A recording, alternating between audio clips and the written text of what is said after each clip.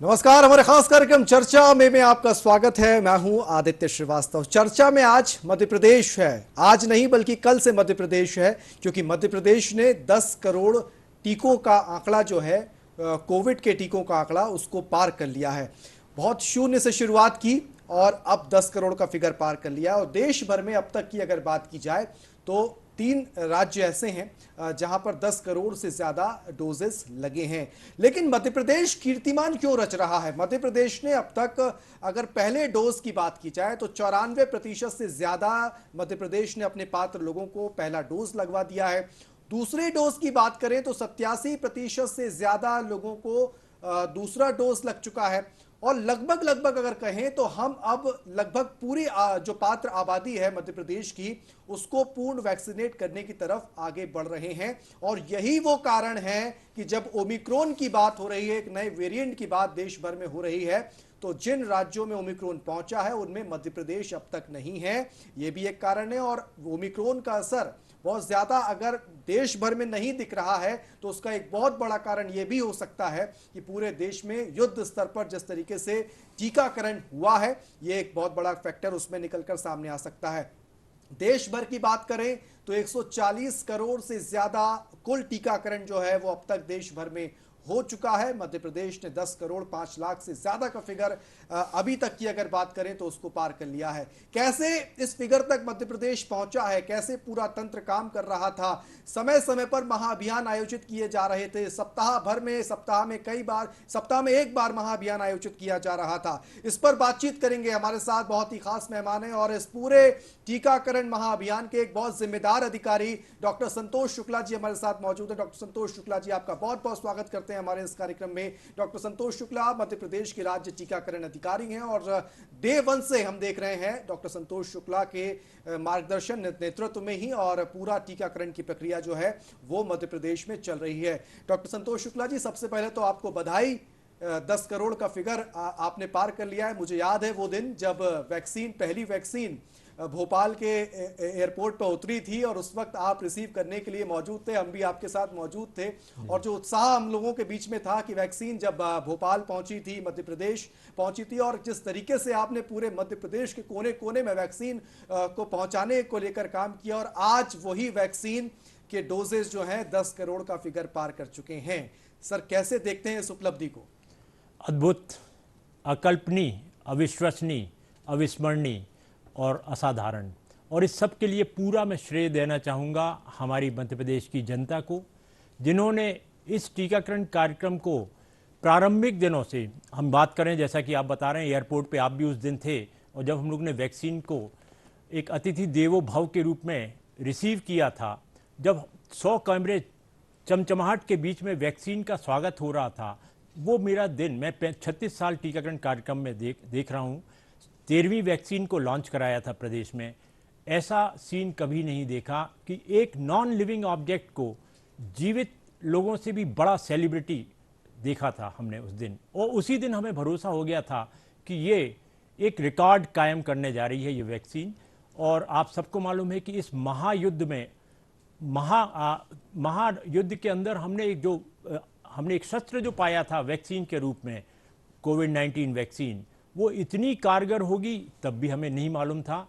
जैसे ही हमने टीकाकरण की दर बढ़ती गई, जो इसकी सफल यात्रा है उसके बारे में थोड़ा सा आपको अवगत कराने चाहता हूँ कि पहला करोड़ हमें 129 दिन लगे थे पूरा करने में, क्योंकि शुरू में हमारे पास सप्लाईज कम थी, व्यवस्थाएं भी करना थी, क्योंकि कोविन पोर्टल के माध्यम से, आईटी टेक्नोलॉजी के माध्यम से पहली बार विश्व में कोई टीकाकरण कार्यक्रम आयोजित हो रहा था। पहली बार विश्व में एडल्ट पॉपुलेशन 18 साल से ज़्यादा में हम लोग बहुत बड़ा चैलेंज के रूप में टीकाकरण करने जा रहे थे। विषम परिस्थितियों में हमने टीकाकरण चालू किया, और जब हमारा दूसरा करोड़ था वो सिर्फ हम 35 दिन में हासिल कर लिए, तीसरा करोड़ 30 दिन में, और होते होते लास्ट जो हम 9वां करोड़ था वो 14 दिन में। और कल जब हमने शाम को 10 करोड़ की मंजिल तय की थी तो मात्र 18 दिन में हमने 1 करोड़ प्राप्त किया था। और हमें जो चुनौतियां आई वो काफ़ी ऐसी थीं जिसके प्रति हमें बहुत ज़्यादा मंथन करना पड़ा। अनुभव था, ज्ञान था, मगर समस्याओं के समाधान के लिए आपको आवश्यकता ही आविष्कारों की जड़नी है, उसके अनुरूप में निर्णय लेते रहे। मैं माननीय मुख्यमंत्री जी का आभार व्यक्त करना चाहता हूं कि उन्होंने पूरी कमान अपने हाथों में थी। पहली बार क्राइसिस मैनेजमेंट कमेटी का निर्माण हुआ, गांव-गांव और वार्ड-वार्ड। इसमें ना केवल हमारे राजनीतिक सदस्य थे, धार्मिक थे, सामाजिक संगठन थे, शासकीय, सभी को एक प्लेटफॉर्म पे लाके सब विरोधाभास सब दूर करते हुए डेली संवाद। हम महाअभियान में जब पहुंचे थे 21 जून को, सबसे पहले क्राइसिस मैनेजमेंट कमेटी से ही बात की थी। फिर आपको मालूम है कि मई महीने में जब हमारे केसेस बहुत ज़्यादा हो गए थे और ये हो रहा था कि कहीं वैक्सीन के कारण तो तकलीफ नहीं है, एक अफवाह फैल गई थी, उसको दूर करने के लिए भी हमने साथिया ग्रुप जो हमारे वॉलंटियर्स हैं टीनेज के, राष्ट्रीय किशोर स्वास्थ्य कार्यक्रम के, उनका लाभ उठाते हुए उनको टीकाकृत किया और उनके परिवारों को, और उनके माध्यम से लाखों लोगों को। एक और हमारा बहुत अच्छा ग्रुप हमें साथी के रूप में मिला था, वो सेल्फ हेल्प ग्रुप। 37 लाख महिलाओं का ग्रुप है प्रदेश में, 45,000 गाँव में वो स्थापित है। हम धन्यवाद देना चाहेंगे आजीविका मिशन के हमारे डायरेक्टरेट और जिला स्तरीय अधिकारियों का, जिसको संकल्पित होकर काम किया और ना केवल 37 लाख महिलाओं बल्कि उनके हर परिवार में 4-5 सदस्य सबको टीकाकृत किया। इसके बाद शिक्षा विभाग ने भी हमसे जुड़ाव किया। 1200 प्रिंसिपल्स के माध्यम से हमने फ्रीक्वेंटली आस्क्ड क्वेश्चन आंसर उनको ट्रेनिंग दिया और उनके माध्यम से हम 15 लाख कॉलेजिएट स्टूडेंट्स को टीकाकरण का राजदूत बना सके और उनके माध्यम से हम समाज में जा सके। सर, चरणबद्ध तरीके से आपने बताया कि पहले 1 करोड़ से 2 करोड़, 3 करोड़, 4 करोड़ और 10 करोड़ तक का जो फिगर था उसका समय कितना लगा। आपने बताया कि पहले 1 करोड़ तक आते आते 129 दिन हमको लग गए थे सर, और उसके बाद 28 दिन, 34 दिन और 18 दिन में हमने 9 करोड़ से 10 करोड़ का फिगर पार किया था सर। सर, पहले जो 129 दिन का जो मशक्कत थी हमारे सामने, पहले जो 129 दिन हमको लगे, उसकी वजह क्या थी? मैं क्योंकि इसलिए जान रहा हूं सर कि प्रदेश को ये पता चले कि अगर शुरुआती 1 करोड़ वैक्सीन लगाने में 129 दिन लग रहे हैं और 9 करोड़ से 10वें करोड़ पे हम जाने में अगर 18 दिन लग रहे हैं, तो उसके बीच का ये गैप कैसे पाटा गया? देखिए, आप सबको मालूम है कि राष्ट्रीय स्तर पर टीकाकरण कार्यक्रम भारत शासन द्वारा संचालित होता है, नीतिगत फैसले लिए जाते हैं। सबसे पहले हेल्थ केयर वर्कर को 1 महीने तक लगातार, चाहे वो शासकीय हो या प्राइवेट तंत्र में, उनको टीकाकरण के लिए बोला गया था। सबसे पहले उनकी सूचियां बनानी थी, कंप्यूटराइज सिस्टम से हमें उसको स्टार्ट करना था। वैक्सीन कुछ स्कैंटी सप्लाईज थी, तो उसके अनुरूप हम लोग धीरे धीरे कदम बढ़ते रहे। इसके बाद फ्रंटलाइन वर्कर 4 विभाग हमारे थे, पंचायत था, नगर निगम था, रेवेन्यू था, पुलिस था, इन सब के अधिकारी कर्मचारियों को टीकाकृत किया गया। फिर 60 साल से अधिक हमारे वृद्धजनों को टीकाकरण किया गया। तो जो लिपिबद्ध तरीके से एक कार्यक्रम निर्धारित किया था, उसके अनुरूप जितने लोगों का समूह था वो एक छोटा छोटा समूह था, इसलिए हमें ज़्यादा वक्त लगा। मगर जैसे ही हम लोग 45 से 59 साल कोमार्बिड वाले ग्रुप में गए और उसके बाद 18 साल जो मई में हमने स्टार्ट किया था, 1 मई से, तब जाके एकदम से बड़ा समूह हमें मिलना चालू हुआ और इसलिए हमारी संख्या बढ़ती गई और दिन घटते गए। सर, चुनौती कितनी बड़ी थी? क्योंकि हमने इस 10 करोड़ के फिगर तक आते आते कई तस्वीरें देखी हैं सर। वो तस्वीरें देखी हैं जब आपकी जो ग्राउंड लेवल की टीम है ग्रामीण इलाकों में घूम रही थी, कहीं लोग उसको मारने के लिए पीछे भाग रहे थे, कहीं पर लोग वैक्सीन नहीं लगा रहे थे, कहीं पर लोग खुद भाग जा रहे थे, कई जगहों पर वो महिलाएं पहाड़ी इलाकों में, दुर्गम इलाकों में अपना वो बैग टांगे हुए जा रही हैं वैक्सीन का, जिसमें वैक्सीन होती है, और पूरा वो बॉक्स लेके चल रही हैं, और उसके बाद भी वहाँ जा रही हैं तो लोग रिस्पॉन्ड नहीं कर रहे हैं, वैक्सीन नहीं लगवा रहे थे। वो शुरुआती दौर और आज कितनी बड़ी चुनौती थी हमारे सामने, और कितना बड़ा योगदान उन स्वास्थ्य कर्मियों का था, उन कार्यकर्ताओं का था जो इस पूरे टीकाकरण की, जिसे कहें कि रूट लेवल पर काम कर रही थी। ये बिल्कुल सही है कि हमारे जो फ्रंट लाइन वर्कर्स हैं उनको हम नमन करते हैं, उनको सल्यूट करते हैं कि उन्होंने ना तपती धूप देखी, ना ठिठुरती ठंड, ना मूसलाधार बारिश, अपने को झोंक दिया बड़ा जोश जुनून और उत्साह के साथ, दूनी उमंग के साथ और दूनी ऊर्जा के साथ, कभी उफ नहीं किया उन्होंने। और इसके लिए हम धन्यवाद देना चाहते हैं, उनके इस जज्बे को सलाम करते हैं। जहाँ तक हम दूसरे समुदाय की बात करें कि वो हर वर्ग हमसे जुड़ता गया। हम लोग तो अकेले चले थे, बाकी मंजिल मिलने के लिए कई कारवां बनते रहे। उसमें हमारे सामाजिक संगठन भी थे, हमारी डिफरेंट मेडिकल एसोसिएशंस भी थी, हमारे पूरे विभाग थे। जब हम बताएं आपको कि कोविड वैक्सीनेशन को स्वास्थ्य विभाग संचालित कर रहा है, ये बिल्कुल नहीं था। उसमें 3 अलग अलग टीम निर्धारित की गई थी। एक वैक्सीनेशन दल, दल था वो स्वास्थ्य विभाग का था, एक मोबिलाइजर दल था वो सभी विभागों का सामूहिक प्रतिनिधित्व था, प्रत्येक गांव में उनकी उपस्थिति दर्ज थी। वो आगे आगे चलते थे, लोगों को समझाते जाते थे, पीछे पीछे हमारा वैक्सीनेटेड दल चलता था और एक वेरीफायर दल होता था जो कंप्यूटराइज एंट्री करता था रिपोर्ट रिटर्न का। सर मैं आपसे एक चीज़ अब ये जानना चाहूँगा सर कि एक लंबा अनुभव आपका टीकाकरण में रहा है। आपने बताया शुरुआत में कि 13वीं या 12वीं वैक्सीन थी जिसको आपने यहाँ पे लॉन्च किया था सर।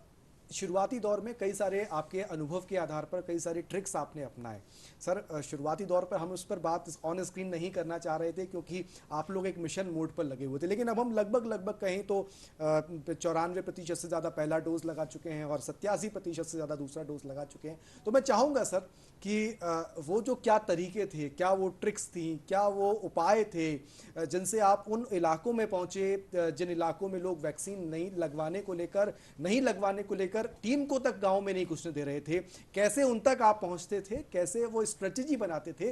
वो ये सवाल सर आज 10 करोड़ के बाद आपसे पूछ रहा हूं सर। मैं तो जानता हूं पहले दिन से आपने किस तरीके से ट्रिक्स की थी।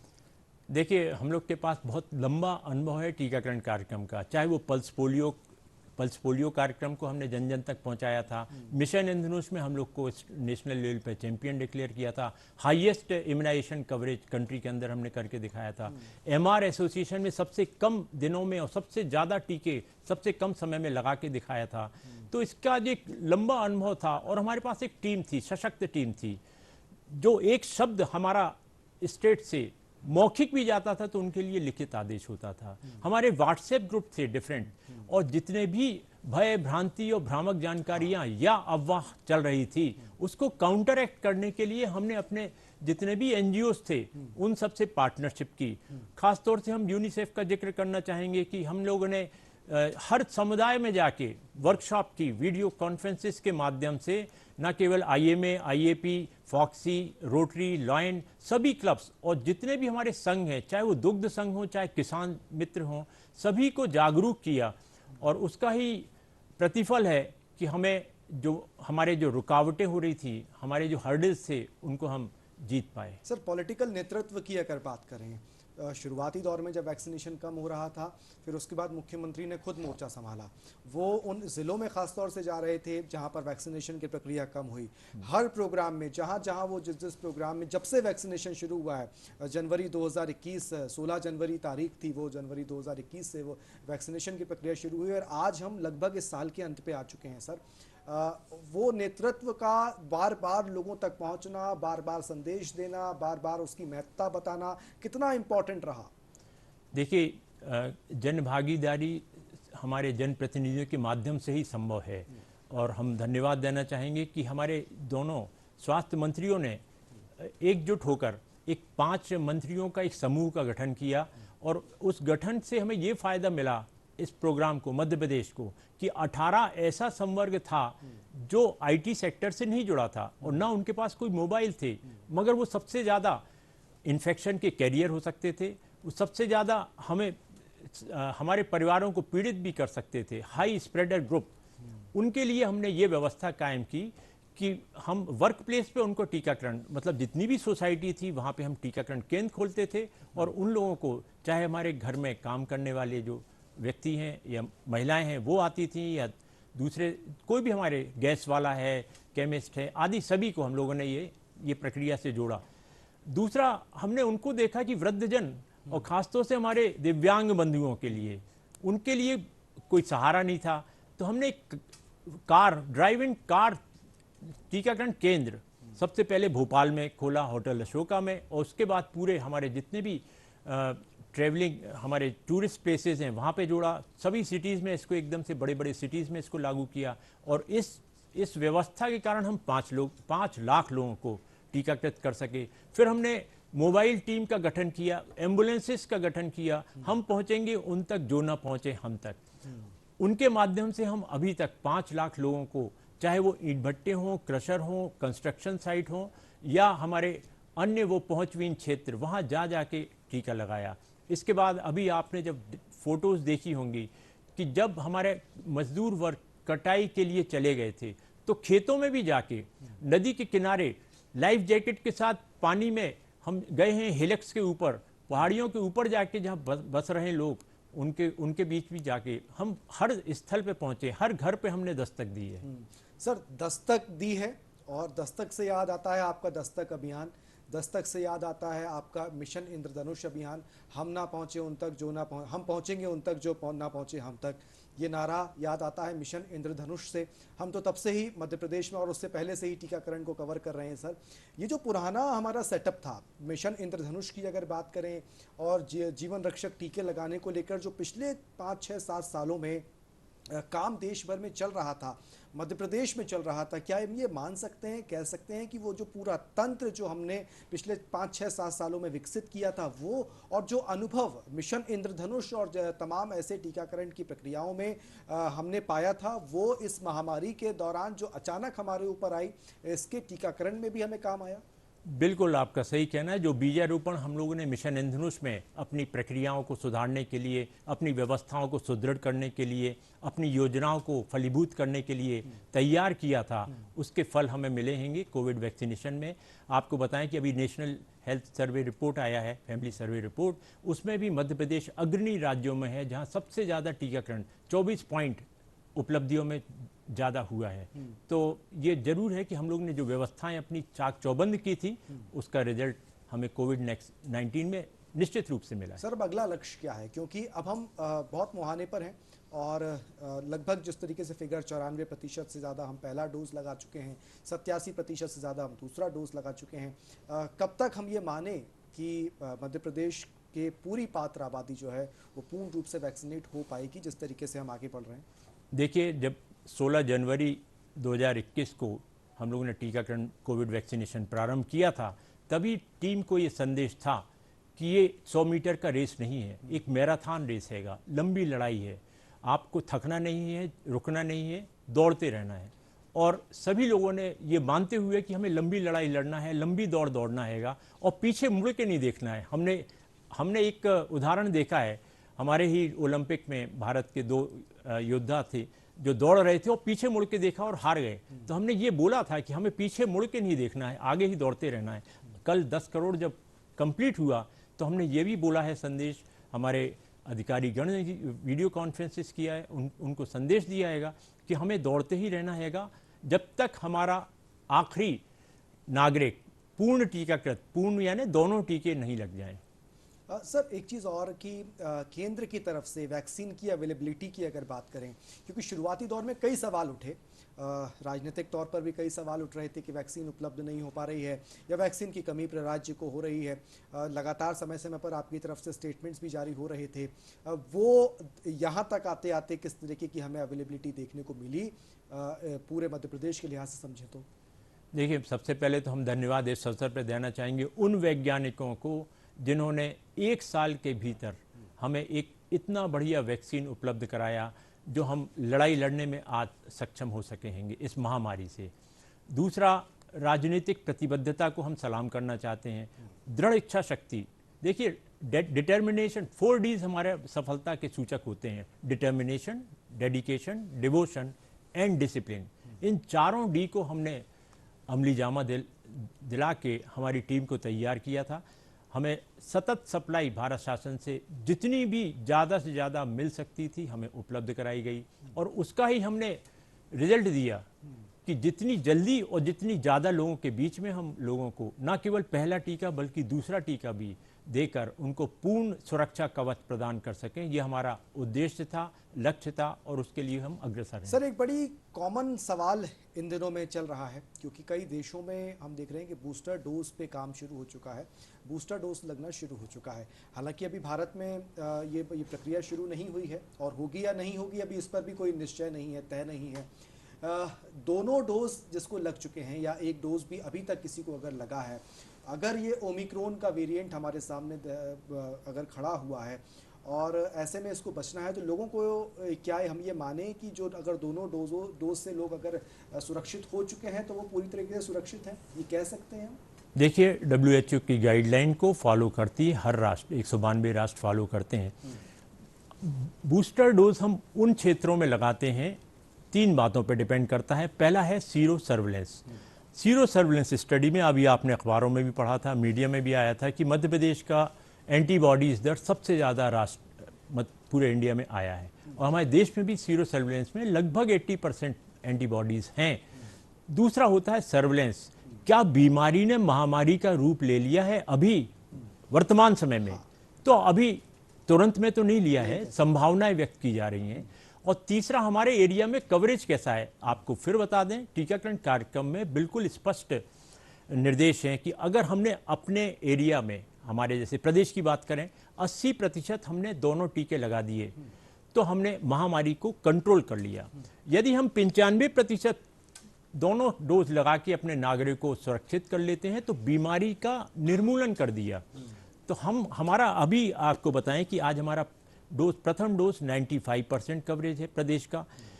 कुल डोज अगर देखें तो 88% हमारा दोनों डोज हो चुके हैं, और पात्र कैंडिडेट में 94 हुए। तो मतलब हम अभी जो लोग भी छूट गए हैं उनसे पुनः अपील करना चाहेंगे कि कुछ लोग नासमझी के कारण, कुछ लोग लापरवाही के कारण, जो अपने को पहला डोज तो लगा ली है मगर दूसरे डोज से दूरी बनाए हैं, यदि आप 84 दिन का जो समय अवधि है वो पूरी हो चुकी है तो कृपया खुद आएं और अपने को टीकाकरण करके डबल सुरक्षा, डबल विश्वास प्राप्त सर, करें। अब भी कई लोग हैं, हमें टकराते हैं समाज में, हम इस बात से इनकार नहीं कर सकते हैं, हमें टकराते हैं समाज में, बोलते हैं कि फलाने व्यक्ति ने लगवाया तो उसका बीपी बढ़ गया, या उसको तमाम कोई और दिक्कत हो गई, कुछ हो गया तो हम भी नहीं लगवाएंगे, या पहला डोज लगवाया तो ये दिक्कत हो गई, दूसरा इसलिए नहीं लगवा रहे हैं। उन लोगों को क्या कहेंगे सर? क्योंकि अब अगर हम इस अंतिम फिगर्स में अगर चल रहे हैं तो उनको भी वैक्सीनेट करके ही हमें आगे बढ़ना पड़ेगा। बिल्कुल। देखिए, आपसे फिर पुनः आग्रह है, अनुरोध है कि आप जो सुनी हुई पे निर्णय ना लें। सुनी हुई अफवाह होती है। मैं आपको पूरी जिम्मेदारी के साथ, पूरे विश्वास के साथ आश्वस्त करना चाहता हूं कि हमारे प्रदेश में 10 करोड़ टीके हमने लगते हुए देखे हैं। देखा हुआ सच होता है, देखे हैं।